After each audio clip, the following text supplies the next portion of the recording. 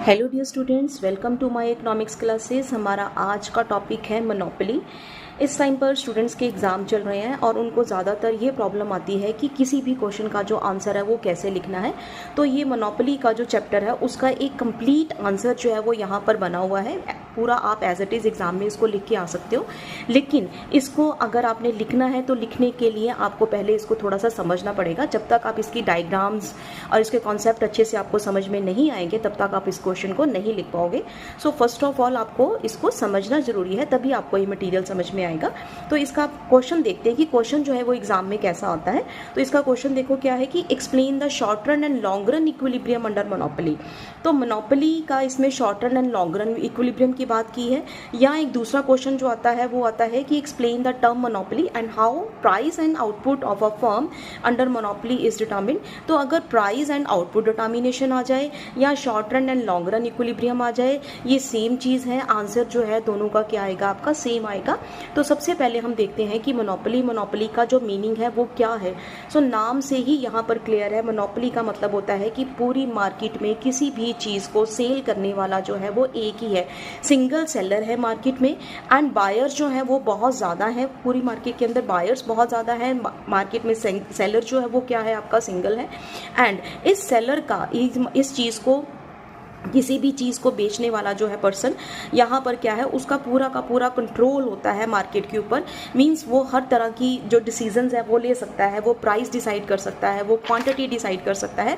सारी तरह का डिसीजन जो है वो इस सेलर के ऊपर ही डिपेंड करते हैं, क्योंकि पूरी मार्केट में कोई और भी पर्सन जो है वो नहीं है जो कि इस प्रोडक्ट को बेच रहा हो। तो फॉर एग्जाम्पल हम ले सकते हैं कि जैसे इंडियन रेलवे। तो इंडियन रेलवे की जो मोनोपोली है हमारी कंट्री के अंदर, तो जितनी भी सर्विसेज जो है वो प्रोवाइड करनी है वो इंडियन रेलवे ने प्रोवाइड करनी है। टिकटिंग के जो प्राइस है वो कैसे डिसाइड होंगे, और जो दूसरी सर्विसेज हैं उसके रूल्स एंड रेगुलेशंस क्या हैं, वो सारे के सारे जो है वो गवर्नमेंट के अंदर आते हैं। तो ये जो इसकी एग्जाम्पल जो है मोनोपोली की, वो आप इसके अंदर ले सकते हो। सो इसके अंदर इसकी डेफिनेशन दी हुई है, कर्टसनियस की डेफिनेशन है। वो क्या है, monopoly is a market situation in which there is a single seller. किसी भी चीज को बेचने वाला एक ही पर्सन है। There are no close substitute. No close substitute का मतलब है जो भी प्रोडक्ट यहाँ पर बनेगी उससे मिलती जुलती कोई भी प्रोडक्ट जो है वो मार्केट में नहीं होगी। नो क्लोज सब्सटीट्यूट का मतलब कि उसका कोई सब्सटीट्यूट है ही नहीं। And for commodity it's produces, जो भी प्रोडक्ट बनाई जा रही है उसका कोई क्लोज सब्सटीट्यूट नहीं है। And there are barriers to entry, और मार्केट के अंदर कोई और पर्सन जो है इसके अंदर एंटर नहीं कर सकता। क्यों नहीं कर सकता, क्योंकि उस चीज़ को बेचने वाला जो है वो एक सिंगल सेलर है, उसकी मोनोपोली है, उसका ओवरऑल कंट्रोल है। तो इस चीज़ को, ये कॉन्सेप्ट आपको और अच्छे से क्लियर होगा जब हम इसके फीचर्स देखेंगे। तो आप फीचर्स देखो, इसमें फर्स्ट जो फीचर दिए हुए हैं, फर्स्ट फीचर जो है इसमें क्या दिया है, single seller and large number of buyers, जो कि हमने अभी डिस्कस किया कि पूरी मार्केट में किसी भी प्रोडक्ट को सेल करने वाला जो है वो एक ही पर्सन है। एंड जो बायर्स हैं वो बहुत ज़्यादा हैं, किसी भी चीज़ को खरीदने वाले जो बायर्स हैं वो बहुत ज़्यादा हैं। नो क्लोज सब्सटीट्यूट, कि उस चीज़ से मिलती जुलती कोई भी चीज़ जो है वो मार्केट में नहीं बन रही है। मार्केट में अगर प्रोडक्ट है, जैसे मैंने अभी बोला कि इंडियन रेलवे है, तो इंडियन रेलवे जो है उसका ओवरऑल जो कंट्रोल है वो किसका है, गवर्नमेंट के पास है, उसका कोई और सब्सटीट्यूट नहीं है। अगर हम दूसरे सब्सटीट्यूट की बात करें, सपोज हमने एयरवेज की बात करनी है, तो वो जो है वो क्या है, इंडियन रेलवे का कंपैरेटिवली बहुत ही ज़्यादा कॉस्टली है। तो यहाँ पर हम कह सकते हैं कि कोई भी क्लोज सब्सटीट्यूट जो है यहाँ पर नहीं है। तो थर्ड जो है, monopolist is a price maker. तो यहाँ पर उन्होंने बोला है कि जो भी एक सिंगल सेलर है मार्केट में किसी भी चीज़ को बेचने वाला, वो जो है वो प्राइस मेकर है। मीन्स जो भी चीज़ के प्राइस डिसाइड करने हैं वो उसी पर्सन ने डिसाइड करने हैं, उसका पूरा कंट्रोल है। वो अपनी मर्जी से किसी भी प्रोडक्ट के प्राइसेस ज़्यादा रख सकता है, अपनी मर्जी से किसी भी प्रोडक्ट के प्राइसेस जो है वो कम रख सकता है। सपोज अगर हम ये बोलें कि अगर उसने ये डिसीजन लेना है कि उसने अपनी प्रोडक्ट के जो प्राइसेस हैं वो कम रखने हैं, तो अगर वो प्राइसेस कम रखता है इट मीन्स उसकी क्वांटिटी जो है ज़्यादा सेल हो जाएगी। अगर वो प्राइसेस जो है वो क्या रखेगा, ज़्यादा रखेगा, तो उसकी क्वांटिटी जो है वो कम सेल होगी। तो ये सारे डिसीजन जो है वो उसके ऊपर ऊपर ही है, उस सेलर के ऊपर ही है। उसके बाद है restricted entry of a firm, जैसे हमने अभी डिस्कस किया कि मार्केट में कोई भी फर्म जो है वो एंटर नहीं कर सकती। इसमें आपने एक चीज़ ध्यान रखनी है कि यहाँ पर मार्केट में एक सिंगल सेलर है, तो जो फर्म होगी वही इंडस्ट्री होगी। There is no difference between firm and industry, क्योंकि एक ही पर्सन है मार्केट में प्रोडक्ट को बेचने वाला, तो एक जो फर्म है वही क्या होगी इसके अंदर इंडस्ट्री हो, जो एक फर्म है वही क्या होगी इसके अंदर इंडस्ट्री होगी। उसके बाद हम बात करेंगे प्राइस डिस्क्रिमिनेशन की। इसको आप थोड़ा ध्यान से समझो। प्राइस डिस्क्रिमिनेशन का मतलब ये है कि जब एक पर्सन जो है या एक सेलर जो है वो डिफरेंट मार्केट में, सपोज उसके पास 3 मार्केट्स हैं A, B एंड C, तो तीनों मार्केट में उसकी प्रोडक्ट एक ही है, लेकिन एक प्रोडक्ट होने के बावजूद एक में वो प्राइस रखे 10 रुपीज़, एक में वो प्राइस रखे 20 रुपीज़, एक में वो प्राइस रखे 30 rupees. So this is called price discrimination, कि एक सिंगल प्रोडक्ट के जब एक सेलर जो है वो डिफरेंट मार्केट में से डिफरेंट प्राइजेस को चार्ज करेगा, तो इसको बोलते हैं प्राइस डिस्क्रिमिनेशन। अब आप ये कहोगे कि प्रोडक्ट तो सेम है, तो वो डिफरेंट प्राइजेस कैसे चार्ज कर सकता है? तो स्टूडेंट्स, ये डिपेंड करता है उस प्रोडक्ट की इलास्टिसिटी के ऊपर, उस पर्टिकुलर मार्केट के अंदर उसकी जो इलास्टिसिटी है वो कैसी है, मींस वो कितनी ज़रूरी है किसी मार्केट के लिए। सपोज मैं ये बोलूँ कि अगर ए मार्केट है, तो ए मार्केट में जो प्रोडक्ट है उनको इतनी ज़्यादा ज़रूरत नहीं है। जब इतनी ज़्यादा ज़रूरत नहीं है, इट मीन्स वो जो है वो मोर इलास्टिक होगी। जब उसकी डिमांड मोर इलास्टिक होगी तब वो क्या रखेगा, प्राइसेस कम रखेगा। लेकिन जब हम बोलेंगे कि सी मार्केट के अंदर जो डिमांड है वो लेस इलास्टिक है, लेस इलास्टिक होने का मतलब कि वो प्रोडक्ट जो है वो लोगों के लिए बहुत ज़्यादा ज़रूरी है। जब वो बहुत ज़्यादा ज़रूरी है, इट मीन्स कि एट दैट टाइम वो क्या करेगा, he will charge higher prices. उस टाइम पर वो हाई प्राइसेस चार्ज करेगा, क्योंकि उसको पता है कि इस मार्केट में उसकी डिमांड ज़रूरी है, तो वो ज़्यादा प्राइसेस लेकर अपना प्रॉफिट जो है वो गेन कर सकता है। तो इन सब चीज़ों को उसको ध्यान रखना पड़ता है प्राइस डिस्क्रिमिनेशन के अंदर। उसके बाद 6 पॉइंट है control over production of a commodity. तो यहाँ पर उन्होंने बोला है कि एक जो मोनोपोलिस्ट है, तो उसने जो भी अपनी प्रोडक्शन करनी है, किसी भी चीज़ को बनाना है, तो उसका पूरा कंट्रोल है। पूरा कंट्रोल होने का मतलब वो पूरा डिसाइड कर सकता है, वो ये डिसाइड कर सकता है कि उसने प्राइस कितना रखना है, उसने क्वांटिटी कितनी रखनी है। तो ओवरऑल हर तरह के डिसीजन जो है वो क्या ले सकता है, मोनोपोलिस्ट ले सकता है। तो ये सब फीचर्स थे। तो अगर आपको ये फीचर्स अच्छे से समझ में आ गए हैं, तो आपको ये डेफिनेशन भी अच्छे से क्लियर हो गई होगी। सो ये हाँ जी, अब नेक्स्ट हम इसके अंदर करेंगे इसके बाद हम लिखेंगे इसकी रेवेन्यू एंड कॉस्ट कर्व। तो अब हमने ये देखना है कि जो ये मार्केट है, मोनोपोली है, इस मार्केट के अंदर जो रेवेन्यू एंड कॉस्ट कर्व है वो कैसे होते हैं। जैसे कि मैंने अभी आपको बताया कि मोनोपोली जो है मार्केट में एक सिंगल सेलर है, तो जो फर्म होगी वही इंडस्ट्री होगी, कोई डिफरेंस नहीं है आपस में। तो यहाँ पर AR और MR कर्व जो है उसका जो स्लोप होगा वो डाउनवर्ड स्लोप होगा, ये आपने ध्यान रखना है। और साथ में ये भी ध्यान रखना है कि ये जो कर्व है इसकी जो शेप आपने लेनी है वो लेनी है आपने लेस इलास्टिक। मोनोपोली के अंदर AR और MR कर्व जो है वो क्या होगी, उसकी शेप लेस इलास्टिक होगी। लेकिन जब हम बात करेंगे एक चैप्टर, जो नेक्स्ट चैप्टर है आपका मोनोपोलिस्टिक कंपटीशन, सो मोनोपोलिस्टिक कंपटीशन के अंदर जब हम बात करेंगे रेवेन्यू कर्व की, तब वहाँ पर AR और MR कर्व जो है वो क्या होगा आपका मोर इलास्टिक। सो यही एक मेन डिफरेंस है मोनोपोली एंड मोनोपोलिस्टिक कंपटीशन के अंदर। अदरवाइज डायग्राम्स जो आती हैं वो बिल्कुल ही सेम आती हैं, बस आपने यहाँ पर ध्यान रखना है मोनोपोलिस्टिक कंपटीशन के अंदर AR और MR कर्व जो है वो मोर इलास्टिक होता है, एंड मोनोपोली के अंदर जो है वो क्या होता है, लेस इलास्टिक होता है। ये आपने इसमें याद रखना है, यही मेन एक डिफरेंस है। तो यहाँ पर आप यहाँ पर देखो, यहाँ पर ये AR कर्व है, ये क्या है आपका MR कर्व है। ये आपने रेवेन्यू वाले चैप्टर में डिटेल में पढ़ा हुआ है कि जब MR जो है वो 0 होती है तब उस टाइम पर हमारी टोटल रेवेन्यू जो है वो क्या होती है, मैक्सिमम होती है। तो जब ये 0 होगी तब उस टाइम पर अगर हम टोटल रेवेन्यू की बात करें तो वो क्या होगी, हमारी मैक्सिमम होगी। तो यहाँ पर जो प्राइस होगा वो क्या होगा आपका P पॉइंट पर प्राइस होगा। तो यहाँ पर ये प्राइस, ये वाला जो है ये क्या है आपका, ये इसको इक्विलिब्रियम के लिए पॉइंट आप कुछ भी ले सकते हो। तो यहाँ पर E पॉइंट जो जो है वो क्या शो कर रहा है, यहाँ पर टोटल रेवेन्यू मैक्सिमम है और जो प्राइस होगा वो क्या होगा, आपका ओपी होगा। यहाँ पर एक चीज़ आपने और ध्यान रखनी है कि जब हम रेवेन्यू कर्व की बात करेंगे, एवरेज रेवेन्यू, तो एवरेज रेवेन्यू आ जाए, डिमांड कर्व आ जाए, प्राइस पर यूनिट आ जाए, it is the same thing. Means prices भी बोलते हैं इसको डिमांड कर्व भी बोलते हैं और इसको रेवेन्यू कर्व भी बोलते हैं। तीनों का नाम जो है वो क्या है, आपका सेम आएगा। तो सिंपली आपने ये याद रखना है कि मोनोपोली के अंदर AR और MR कर्व दोनों का जो स्लोप होता है वो क्या होता है, आपका डाउनवर्ड स्लोप होता है।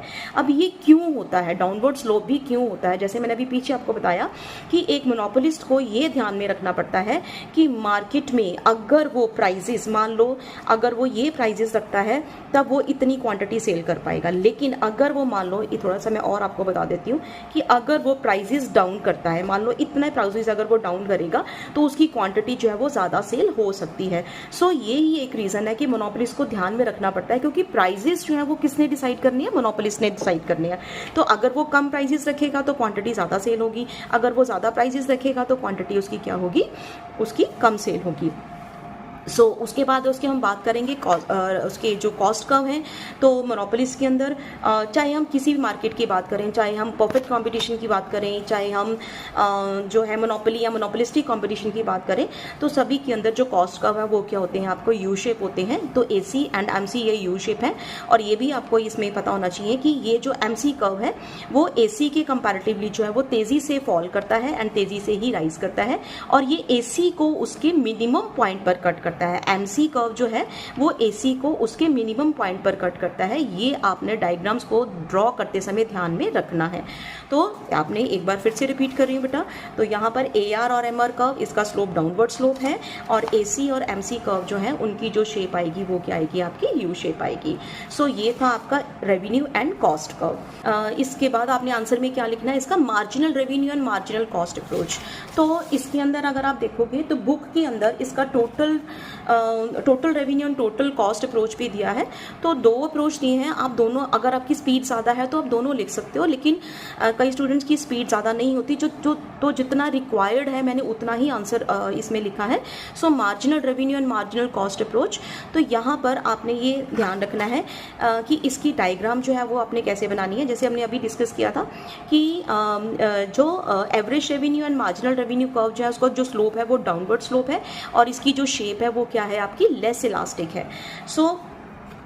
जब ये लेस इलास्टिक होगी तो ये AR और MR कर्व डाउनवर्ड स्लोप, ये हो गया आपका MC कर्व। इक्विलिब्रियम के लिए आपने ध्यान रखना है कि क्या कंडीशंस है। फर्स्ट कंडीशन है आपकी MC is equal to MR होना चाहिए, एंड सेकंड कंडीशन जो है आपकी MC curve cuts MR from below. तो यही सेम कंडीशन थी जो हमने परफेक्ट कंपटीशन के अंदर की थी। ये प्रीवियस लेक्चर, इसमें एक लेक्चर अपलोडेड है परफेक्ट कंपटीशन का, कंप्लीट लेक्चर है वो, और क्वेश्चन बना हुआ है, वो आप वहाँ देख सकते हो। तो सेम कंडीशंस जो है वहाँ पर भी थी और यहाँ पर भी सेम कंडीशंस रहेंगी। तो यहाँ पर आप देखो कि इक्विलिब्रियम कहाँ पर होगा, जहाँ पर MR और MC। तो यहाँ पर MC और MR कहाँ पर कट कर रहे हैं, E पॉइंट पर कट कर रहे हैं। So this is the equilibrium point. तो अब इस इक्विलिब्रियम पॉइंट के बाद ही जो है वो प्राइस डिसाइड होता है। तो आपने क्या करना है, इस इक्विलिब्रियम प्राइस को आप टच कर दोगे AR तक। तो मैंने अभी आपको बताया था, डिमांड कर्व हो, प्राइस हो, या AR एवरेज रेवेन्यू कर्व हो, ये सेम चीज़ है। तो इट मीन्स कि यहाँ पर जो प्राइस डिसाइड होगा वो कितना डिसाइड होगा, आपका OP प्राइस डिसाइड होगा। OX एक्सिस पर आउटपुट था एंड OY एक्सिस पर क्या है, आपका रेवेन्यू एंड कॉस्ट कर्व है। तो यही चीज़, सेम चीज़ इसमें दी है। तो ये आपने इसमें इतना दे देना है। नेक्स्ट जो है इसमें आप देखो, यहाँ पर क्या है आपका price determination under short run या फिर शॉर्ट रन इक्विलिब्रियम। तो इसमें उन्होंने क्वेश्चन पूछा था आपका शॉर्ट रन का एंड लॉन्ग रन का। तो शॉर्ट रन, सबसे पहले ना आपको ये पता होना चाहिए कि जो शॉर्ट रन टाइम पीरियड है वो क्या है। शॉर्ट रन देखो नाम से ही क्लियर हो रहा है कि थोड़ा टाइम है हमारे पास। तो कहते हैं इस टाइम पीरियड के अंदर क्या है कि मार्केट में जो भी हमारे पास एग्जिस्टिंग स्टॉक होता है, एग्जिस्टिंग प्रोडक्शन होती है ना, एग्जिस्टिंग प्रोडक्शन कैपेसिटी होती है, उसके अकॉर्डिंग ही हम डिमांड इंक्रीज कर सकते हैं। अगर जितनी कैपेसिटी है उससे ज़्यादा मार्केट में डिमांड हो गई तो उसको हम पूरा नहीं कर सकते, क्योंकि मार्केट में हमारे पास यहाँ पर जो टाइम पीरियड है वो क्या है, शॉर्ट टाइम पीरियड है, क्योंकि इस टाइम पीरियड के अंदर हम न्यू मशीन्स नहीं लगा सकते, क्योंकि हमारे पास टाइम क्या है, हमारे पास बहुत ही कम टाइम है, थोड़ा टाइम है।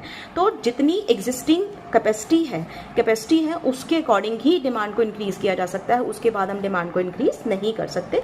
सो कहते हैं इस टाइम पीरियड के अंदर जो है, साथ ही साथ उन्होंने बोला है शॉर्ट टाइम पीरियड है, तो शॉर्ट रन के अंदर जो है देयर आर 3 मेन सिचुएशंस। तो आप कौन कौन सी सिचुएशंस जो है वो फेस कर सकते हैं, तो एक है आपकी सुपर नॉर्मल प्रॉफिट, सेकेंड है आपकी नॉर्मल प्रॉफिट, एंड थर्ड जो है वो क्या है, आपकी मिनिमम लॉस। तो अब हम तीनों सिचुएशंस को डिटेल में डिस्कस करेंगे। तो अब यहाँ, हाँ जी, तो फर्स्ट जो है इसमें क्या है आपका सुपर नॉर्मल प्रॉफिट, नाम से देखो क्लियर है, प्रॉफिट हो रहा है। तो ये चीज बस थोड़ी सी आपने ध्यान रखनी है। और प्रॉफिट कब होगा, किसी भी मोनोपोलिस्ट को प्रॉफिट कब होगा, जब उसकी रेवेन्यू ज्यादा होगी उसकी कॉस्ट से। इट मीन्स एवरेज रेवेन्यू जो है it should be greater than average cost, तो वहाँ पर ही उसको सुपर नॉर्मल प्रॉफिट होगा। तो ये डायग्राम मैंने ड्रॉ की है, ये मैं आपको दोबारा से ड्रॉ करना बताती हूँ कि इस डायग्राम को आपने ड्रॉ कैसे करना है। हाँ जी, अब देखो यहाँ पर ये है आपका AR कर्व और इधर है आपका MR कर्व। ये आपने लेस इलास्टिक लेना है, ये AR कर्व है, ये MR कर्व है। यहाँ पर आप लोगे AC कर्व जो कि U शेप है, और उसके बाद इसके मिनिमम लेवल से कट करता हुआ आपने MC कर्व ले लेना है। MC कर्व उसको नीचे से काटता है। तो अब AC कर्व हमने नीचे लिया, AR कर्व ऊपर लिया, क्योंकि हमने क्या शो करना है, प्रॉफिट शो करना है। तो AR ऊपर है एंड कॉस्ट कर्व जो है वो नीचे है। तो इक्विलिब्रियम के लिए वही कंडीशंस आपने याद रखनी है कि जहां पर MR और MC, यहाँ पर ये देखो ये है MR और ये क्या है आपका MC कर्व, तो ये E पॉइंट पर कट कर रहा है। So this is the equilibrium point. अब इस इक्विलिब्रियम पॉइंट को आपने क्या करना है, एक्सटेंड करना है AR तक। बस डायग्राम आपने ऐसी ही जैसे मैं ड्रॉ कर रही हूँ वैसे आपने करनी, इजीली आपसे हो जाएंगी। तो इस पॉइंट को आपने AR कर्व तक, AR पॉइंट, ये AR वाला जो कर्व है वहां तक लेके जाना है। उसके बाद आपने ये वाला जो पॉइंट आया, इस पॉइंट को आप किससे ज्वाइन कर दोगे, OY एक्सिस पर। तो यहां पर आप देखो कि OX एक्सिस पर क्या था, आपका आउटपुट है, OY पर क्या है, आपकी रेवेन्यू है, और साथ में क्या है, आपकी कॉस्ट है। तो ये जो है ये क्या है, प्राइस, ये है प्राइस। अब हमने ये देखना है, अब हमने यहाँ पर ये देखना है कि ये जो मोनोपोलिस्ट है उसको प्रॉफिट हो रहा है या उसको लॉस हो रहा है। तो डायग्राम्स की एक्सप्लेनेशन के लिए हमेशा यही चीज ध्यान में रखनी जो मैं अभी बता रही हूँ कि always see the difference between AR and AC from the equilibrium point. So this is the equilibrium point. इस इक्विलिब्रियम पॉइंट को हमने एक्सटेंड किया AR तक। अब यहाँ पर देखो इस लाइन के ऊपर ये AR है और ये क्या है, आपका AC है। सो AR and AC, so this is the difference between AR and AC। तो इसको आप ले सकते हो Q एंड S, इस तरह से ले सकते हो Q एंड S। तो Q और S, QS जो है वो क्या है, आपका पर यूनिट प्रॉफिट। ये क्या है आपका पर यूनिट प्रॉफिट, क्योंकि ये रेवेन्यू ऊपर है एंड कॉस्ट क्या है उसकी नीचे है। सो कॉस्ट कम है, रेवेन्यू ऊपर है, सो ये वाला जो पोर्शन है वो क्या है उसका पर यूनिट प्रॉफिट, क्योंकि एवरेज है इसलिए हम इसको पर यूनिट प्रॉफिट लिखेंगे। और इसको आप जब मल्टीप्लाई कर दोगे प्राइजेस के साथ तो ये वाला जो पोर्शन आएगा, ये जो शेडेड एरिया है, so this is the shaded area. ये जो शेडेड एरिया है it is showing the super normal profit. तो ये क्या शो कर रहा है, उसका सुपर नॉर्मल प्रॉफिट शो कर रहा है। सो आप इसको लिख सकते हो PQRS। तो ये क्या है, उसका टोटल प्रॉफिट या सुपर नॉर्मल प्रॉफिट। बस आपने यही चीज ध्यान रखनी है। सबसे पहले आपने इक्विलिब्रियम लेना है। इक्विलिब्रियम के लिए कंडीशन क्या है आपकी, MR is equal to MC। यहाँ पर आप लिख सकते हो कि MR is equal to MC है E पॉइंट पर, फिर उसको आप एक्सटेंड करो AR तक एक्सटेंड करके उसके बाद डिफरेंस आप ले लो AR और AC के बीच का। सो ये डिफरेंस होगा आपका पर यूनिट, ये जो पर यूनिट प्रॉफिट होगा, एंड उसको बाद उसके प्राइजेस के साथ मल्टीप्लाई मल्टीप्लाई कर दोगे तो ये वाला जो पूरा टोटल आएगा ये क्या आएगा, आपका सुपर नॉर्मल प्रॉफिट आ जाएगा। सो आउटपुट जो है वो OQ होगा, प्राइजेस जो है वो OP होंगे, एंड ये जो शेडेड एरिया है ये क्या होगा, आपका सुपर नॉर्मल प्रॉफिट होगा। तो ये डायग्राम जो है वो ड्रॉ की गई है और बड़ी ही ईजी वे से इसकी मैंने एक्सप्लेनेशन दी है, जो कि बुक के कंपैरेटिवली बहुत ईजी है, एंड एग्जाम में जब आप इसको लिख के आओगे तो बहुत ही इंप्रेसिव लगती है ये एक्सप्लेनेशन। तो यहाँ पर आप देखो, आपने बिल्कुल ईजीली क्या लिख देना है, OX एक्सिस के ऊपर क्या है, आउटपुट है, OY के ऊपर क्या है, रेवेन्यू एंड कॉस्ट है, उसके बाद AR और MR जो थे वो क्या थे, आपके revenue, average revenue and marginal revenue curve है, एंड उसका जो स्लोप है वो क्या है, आपका डाउनवर्ड स्लोप है। AC और MC जो है वो क्या है, आपके average cost and marginal cost curve है, एंड इसकी जो शेप है इट्स U शेप। उसके बाद E जो है it is the equilibrium point. Equilibrium point कहाँ पर होगा, जहाँ पर MR is equal to MC होगा। एंड यहाँ पर आप देखो इस डायग्राम में AD, मतलब सेम जो चीज मैंने अभी आपको समझाई वही सेम चीज जो है वो यहाँ पर लिख दी गई है। ये जो है उसका पर यूनिट प्रॉफिट है और ये क्या है, उसका सुपर नॉर्मल प्रॉफिट। तो ये आप इसको ऐसे करके लिख सकते हो कि ये क्या है, उसका सुपर नॉर्मल प्रॉफिट। ठीक है, तो ये इसकी टोटल एक्सप्लेनेशन है, कंप्लीट एक्सप्लेनेशन है। आप ये देखो, बहुत ही एग्जाम में अगर आप ऐसे लिखते हो आपको भी समझ में आएगी और एग्जाम में भी इंप्रेसिव लगेगी ये एक्सप्लेनेशन। अब उसके बाद नेक्स्ट हम देखेंगे, नेक्स्ट आप देखो, नेक्स्ट पॉइंट है इसका नॉर्मल प्रॉफिट। नॉर्मल प्रॉफिट नाम से क्लियर हो रहा है कि यहाँ पर मोनोपोलिस्ट को ना प्रॉफिट होगा ना ही क्या होगा, उसको लॉस होगा। तो उसके लिए क्या कंडीशन है, उसके लिए जितनी उसकी रेवेन्यू है उतनी उसकी क्या होनी चाहिए, कॉस्ट के इक्वल होनी चाहिए। तो यहाँ पर नॉर्मल प्रॉफिट उसको तभी होगा।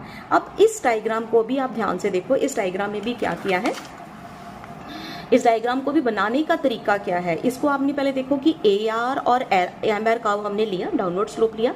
आपने जब डायग्राम ड्रॉ करनी है आपने क्या करना है, पहले ये वाली लाइन ड्रॉ कर लेना, एक सीधी लाइन AR के साथ टच करती हुई एक लाइन ऐसे आप ड्रॉ कर देना। मैं आपको दोबारा से ड्रॉ करके बता देती हूँ। तो यहाँ पर देखो, ये डायग्राम दोबारा ड्रॉ करके बताती हूँ मैं आपको। आपने क्या करना है, यहाँ पर ये है आपका AR कर्व, ये है आपका MR कर्व। आपने क्या करना है, एक लाइन ऐसे करके सीधी लाइन आप ड्रॉ कर लेना। आप ये जब ये लाइन ड्रॉ करोगे, यहाँ पर ये देखो, आपने जब लाइन ड्रॉ की है तो इस लाइन से टच करता हुआ आपने क्या कर देना, एक AC कर्व ले लेना। आपने क्या करना है, यहाँ पर एक AC कर्व लेना। ये हमने ले लिया AC कर्व, एंड उसके बाद इस लाइन पर टच करता हुआ आपने क्या कर देना, यहाँ पर MC कर्व ले देना है। यहाँ पर ये आपने क्या लिया, MC कर्व ले लिया, ये MC कर्व ले लिया। अब ड्रॉ आपने ऐसे करनी है और एक्सप्लेन अब आपने कैसे करना है।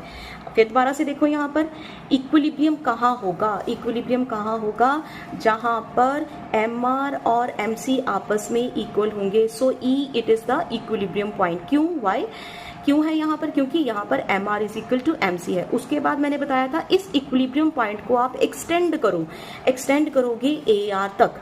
तो यहाँ पर अब हमने देखना है कि is there any difference between AR and AC। तो यहाँ पर आप देखो कि E1 पॉइंट के ऊपर AC भी E1 के ऊपर है और AR भी जो है वो किसके ऊपर है, E1 के ऊपर है।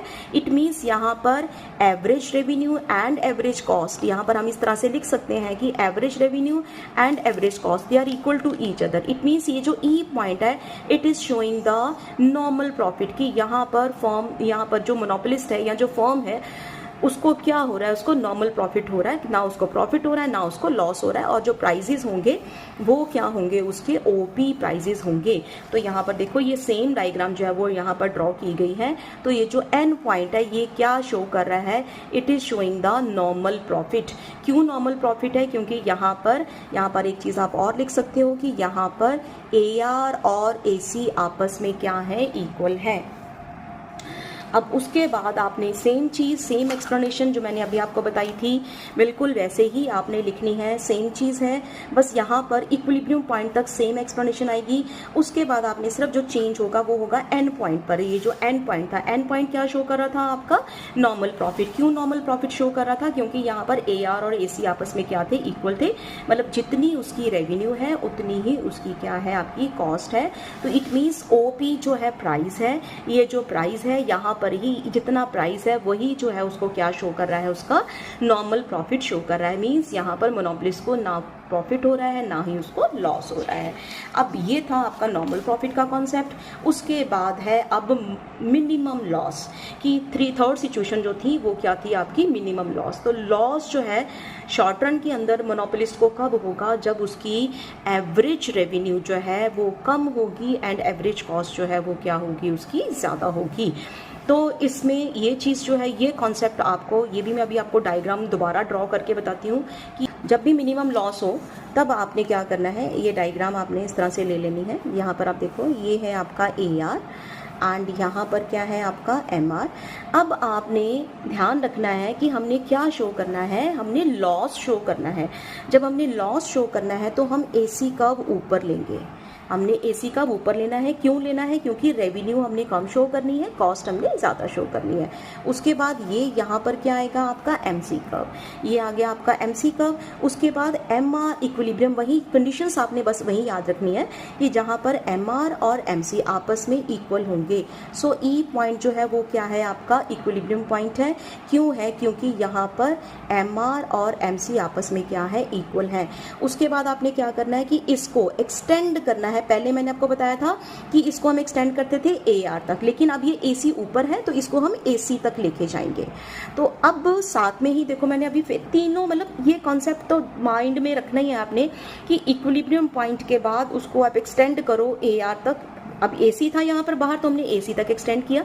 उसके बाद मैंने बोला था कि always see the difference between AR and AC from the equilibrium point.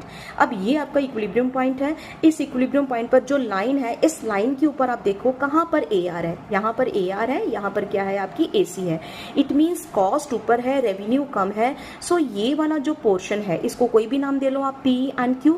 सो ये जो PQ जो है वो क्या है आपका पर यूनिट लॉस, ये क्या है आपका पर यूनिट लॉस। तो अगर हम टोटल लॉस की बात करेंगे तो ये वाला जो पोर्शन आएगा ये क्या आएगा आपका टोटल लॉस। तो PQRS ये क्या है आपका टोटल लॉस। अब मेन जो चीज़ है यहाँ पर एक वर्ड उन्होंने लिखा है मिनिमम लॉस।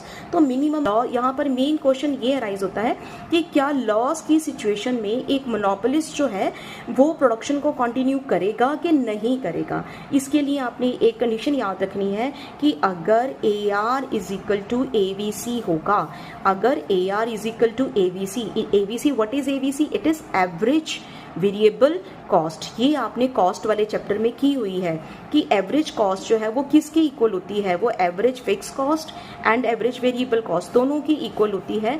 तो यहाँ पर उन्होंने बोला है कि शॉर्ट रन के अंदर अगर एक मोनोपोलिस्ट जो है वो एवरेज फिक्स कॉस्ट ये वाली खुद टॉलरेट कर लेता है एंड ये अगर उसकी रेवेन्यू की इक्वल आ जाती है, एवरेज वेरिएबल कॉस्ट जो है उसकी रेवेन्यू की इक्वल आ जाती है, तब वो प्रोडक्शन को कंटिन्यू करेगा, अदरवाइज वो प्रोडक्शन को कंटिन्यू नहीं करेगा। इसके लिए आपने क्या करना है, एवरेज रेवेन्यू, ये जो है ना average revenue average variable cost, इसको आपने टच करता हुआ, मतलब Q पॉइंट पर टच करता हुआ आपने एवरेज वेरिएबल कॉस्ट ले लेनी है। कॉस्ट वाला चैप्टर इसके लिए आना आपको ज़रूरी है। अगर आपको याद हो तो ये जो थी ये वाली जो कॉस्ट होती है ये एवरेज फिक्स कॉस्ट होती है, ये जो है ये क्या होती है आपकी average variable cost. And in दोनों को जब हम प्लस कर देते हैं तो ये जो निकल के आती है वो क्या निकल के आती है आपकी एवरेज कॉस्ट। तो ये शेप्स होती हैं जो कि आपने कॉस्ट वाले चैप्टर में की थी, इसलिए एवरेज वेरिएबल कॉस्ट जो है वो एवरेज कॉस्ट से नीचे आएगी। तो इसलिए मैंने इसको नीचे लिया है, लेकिन मैंने इसको क्या किया, मैंने Q पॉइंट जो कि AR के साथ टच कर रहा है, मैंने इसके साथ इसको टच कर दिया। टच करने का मतलब एवरेज वेरिएबल कॉस्ट जो है वो Q पॉइंट पर टच कर रही है, जो क्या बता रही है कि average revenue is equal to average variable cost. तो यहाँ पर आप देखो कि Q पॉइंट पर टच कर रही है average variable cost, average variable cost and average revenue, ये आपस में कहाँ पर इक्वल है, Q पॉइंट पर। तो अगर ये आपस में यहाँ पर इक्वल है तो वो प्रोडक्शन को कंटिन्यू करेंगे। अगर ये एवरेज वेरिएबल कॉस्ट टच ना करती, ऊपर की तरफ होती, तब उसको लॉस होता, तब वो प्रोडक्शन को कंटिन्यू नहीं करती। बस आपने यहाँ पर ये याद रखना है कि एवरेज वेरिएबल कॉस्ट जो है वो एवरेज रेवेन्यू के इक्वल होनी चाहिए। ये यहाँ पर लिखा हुआ है, ये आप इसको यहाँ पर पढ़ सकते हो। तो यही सारी इसकी आगे एक्सप्लेनेशन दी गई है। ये आप इसको बिल्कुल जो मैंने पहली एक्सप्लेनेशन कराई है सेम एक्सप्लेनेशन दी गई है, इक्विलिब्रियम तक बिल्कुल सेम एक्सप्लेनेशन है। आगे फिर ये आएगी आपकी कि एस क्यू जो है वो क्या है आपका per unit loss, P Q R S ये टोटल लॉस है, ये क्या है आपका टोटल लॉस। ये आप इसको इस तरह से लिख सकते हो, ये टोटल लॉस है। एंड लॉस की सिचुएशन में अगर वो ABC is equal to AR है तब उस टाइम पर वो प्रोडक्शन को कंटिन्यू करेंगे, अदरवाइज प्रोडक्शन को कंटिन्यू नहीं करेंगे। तो यही सारी एक्सप्लेनेशन जो है आपको यहाँ पर दी गई है। उसके बाद नेक्स्ट जो है आपका लॉन्ग रन इक्विलिब्रियम। एक लॉन्ग रन इक्विलिब्रियम, अब यहाँ पर आप देखो कि लॉन्ग रन इक्विलिब्रियम के अंदर जो मोनोपोलिस्ट है उसको क्या होगा, सुपर नॉर्मल प्रॉफिट होगा। जब हम परफेक्ट कंपटीशन की बात करते थे तो परफेक्ट कंपटीशन में लॉन्ग रन के अंदर उनको फर्म्स को नॉर्मल प्रॉफिट होता था, लेकिन मोनोपोली जो है, मोनोपोली मार्केट जो है, इसके अंदर उसको क्या होगा, सुपर नॉर्मल प्रॉफिट होगा। क्यों होगा, क्या रीजन है? कहते हैं लॉन्ग रन एक ऐसा टाइम पीरियड है जिसमें उसके पास इतना का टाइम होता है कि मार्केट में जितनी डिमांड है ना, सप्लाई जो है उसके अकॉर्डिंग जो है वो इंक्रीज हो सकती है। क्योंकि यहाँ पर लॉन्ग रन में क्या है, सारे के सारे फैक्टर्स जो है वो वेरिएबल होते हैं।